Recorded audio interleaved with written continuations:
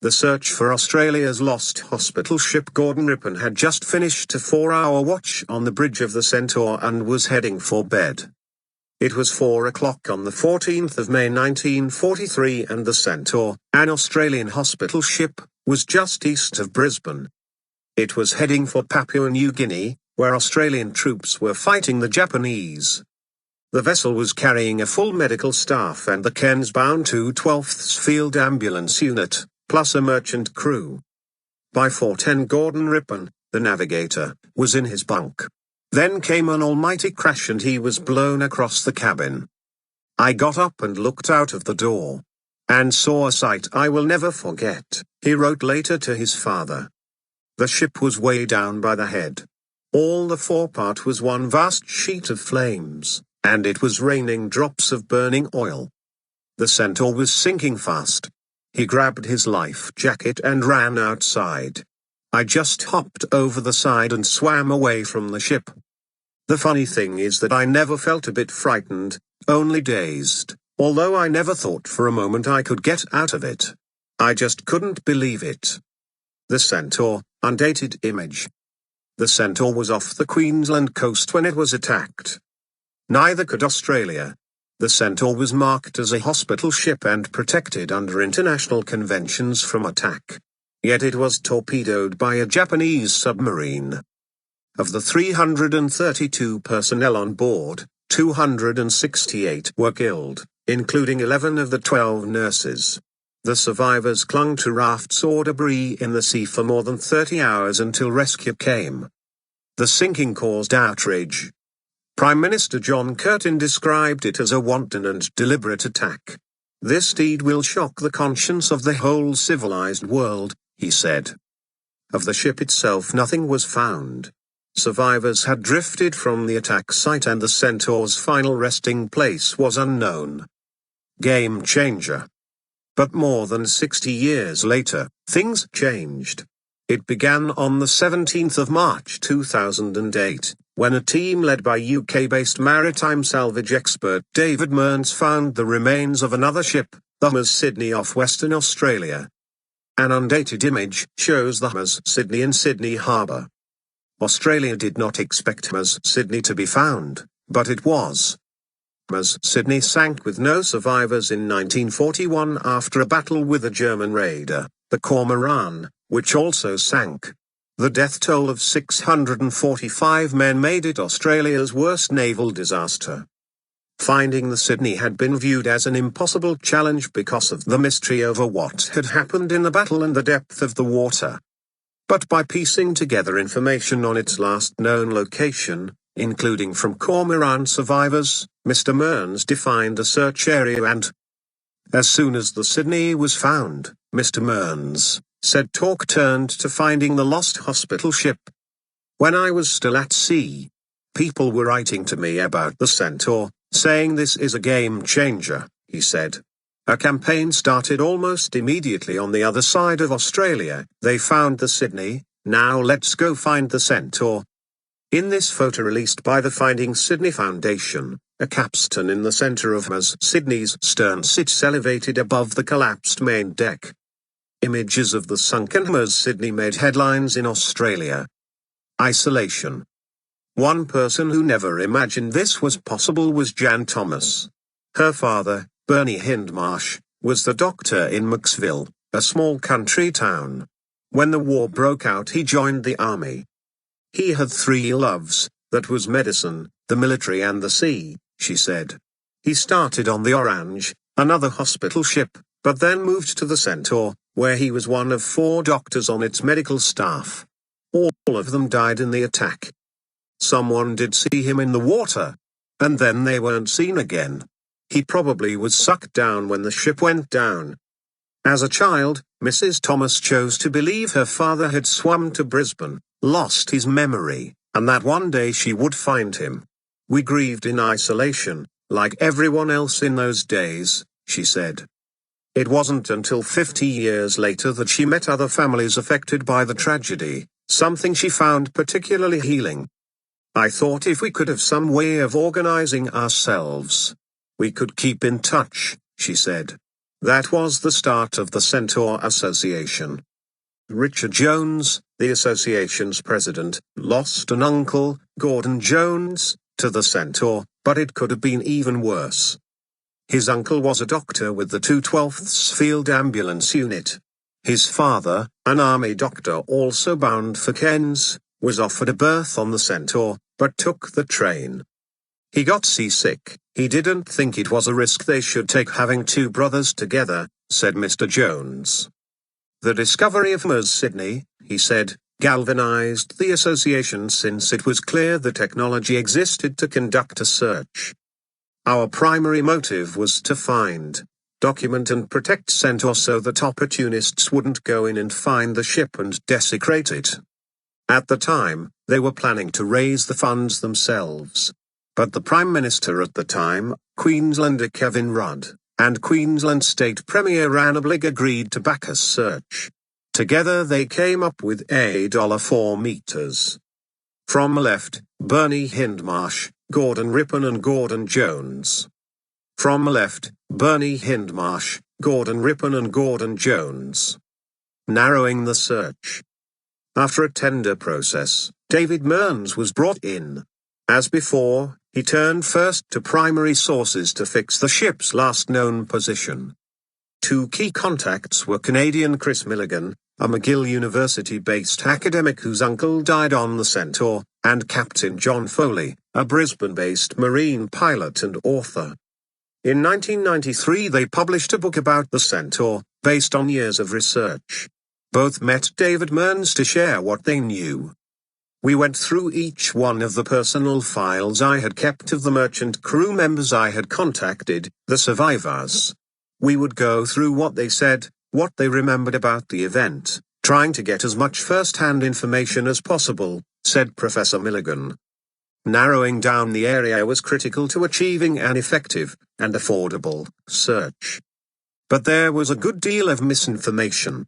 Brisbane had, until 1943, been relatively untouched by the war, so the disaster made a huge impact. Some people believed, erroneously, they had heard the explosion or felt furniture shake from the blast.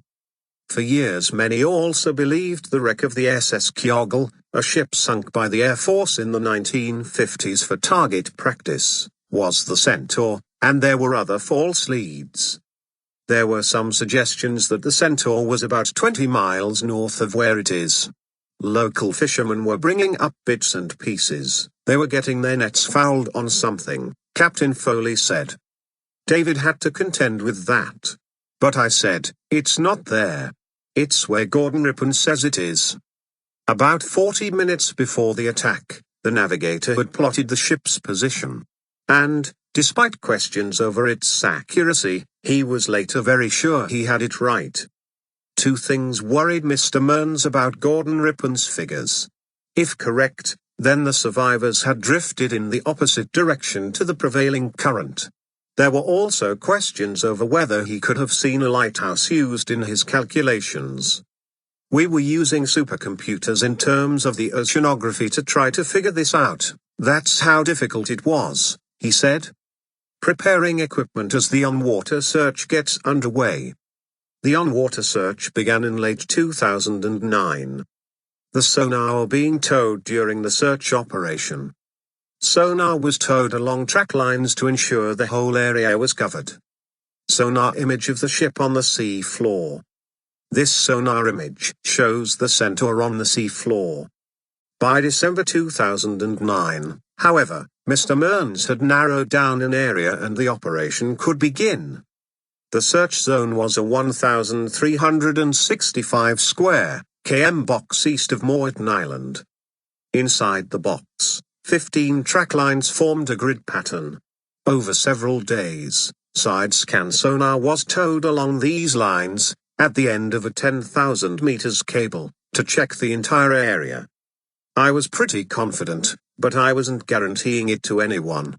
The two biggest concerns were environmental. The seabed was very, very rugged and the currents were very strong, Mr. Mearns said. Inside the area, he wrote in his diary, there were 3 submarine canyons with walls rising 600 meters or more, making identifying a shipwreck even harder. By day 6 the team had identified 6 targets worthy of closer inspection. 5 turned out to be geological structures, which left 1. Closer examination was needed to obtain a higher resolution image of the target, which then had to be correctly interpreted. What I knew was that on the basis of that sonar image alone I would have to say to politicians, and most importantly to the families, that I believe this is the Centaur, said Mr. Mearns. I wanted to be absolutely sure. So I made them drag the sonar past the wreck until in my mind it was unmistakable. Hats and boots. It was the Centaur. On the 20th of December 2009, Australians were told that the nation's lost hospital ship had finally been found. The ship lay, Mr. Mearns wrote, on the lower flank of a narrow gully at a depth of 2,059 meters. It was, he wrote, less than 1 nautical mile from the position calculated by Gordon Rippon, the best testament you could make to a man whose life was spent navigating the high seas. The next step was to get a robot submersible down. On the 10th of January, the first images emerged. Red Cross, painted on the ship. The Red Cross was clearly visible, even after years underwater. The bell, wedged between 2 pipes. The ship's bell was wedged on deck, name up. A boot found on the sea floor. Boots were found on the sea floor. A slouch hat on the sea floor. 2 slouch hats were found at the wreck site.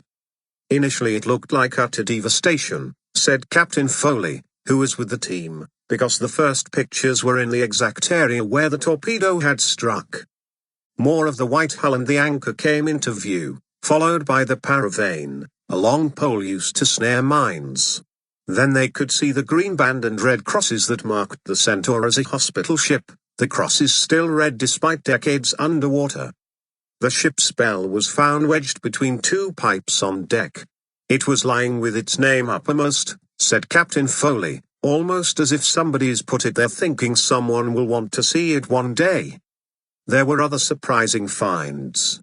Several boots and 2 felt slouch hats, as worn by Australian soldiers, sat on the sea floor. No one could believe it, said David Mearns.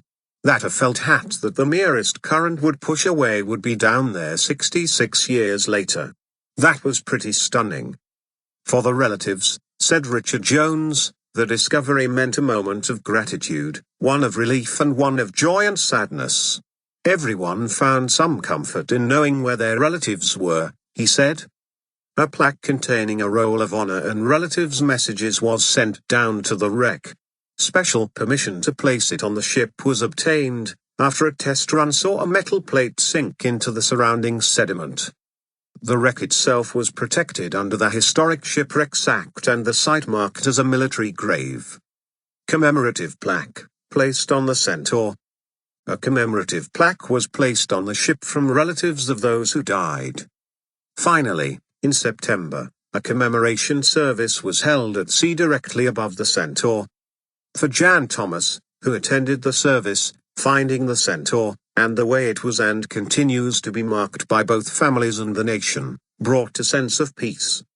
There is always a vacant place, but all these things are huge steps forward in the healing process, she said. Mr. Jones' father, then 98, was unable to take part. But finding the wreck meant a lot to him. I know my father was extremely grateful, he said. In the family it was a very deep grief that was suppressed for so long. My father put a photograph of the plaque up on the bookshelf at the nursing home. And it was always with him. Line. Who sank the Centaur? Most historians agree the attack was carried out by submarine I-177 under the command of Captain Hajime Nakagawa. He was jailed for 6 years in 1948 at the Yokohama Class B war crimes trials for machine gunning survivors of 3 sinking British merchant ships. But no case was brought over the Centaur. Nakagawa denied sinking the ship. Chris Milligan, who studied the investigation reports, said war crimes interrogators questioned him in depth and concluded he was lying, but did not have enough information that would stick to him. The motive for the attack remains unclear. Rumors circulated that the ship had been carrying munitions, but this is now understood to relate to the rifles carried by some ambulance drivers of the field ambulance unit to defend their patients, which was permitted.